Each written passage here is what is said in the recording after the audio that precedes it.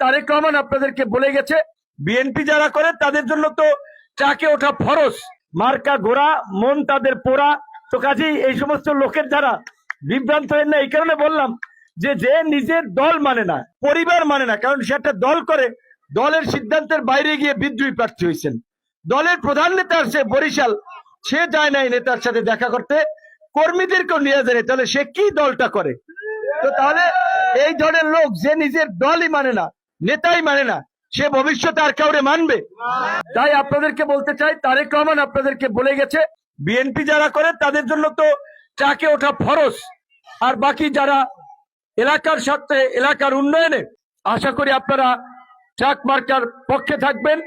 আমি আপনাদের সন্তান হিসেবে, আপনাদের ছেলে হিসেবে, এই জনপদের মানুষ হিসেবে আপনাদেরকে কথা দিতে পারি, আমার জীবনের এটি প্রথম নির্বাচন। প্রথম নির্বাচনে আপনারা যদি আমাকে বিজয়ী করেন, আল্লাহর প্রতি কৃতজ্ঞতার পাশাপাশি আমার সব সময় চিন্তা ভাবনা থাকবে যে কিভাবে আপনাদের জন্য কাজ করে পরবর্তীতে যেন ভোট চাইতে না আসা লাগে, আপনারাই যেন আমার জন্য ভোট চেয়ে বেড়ান।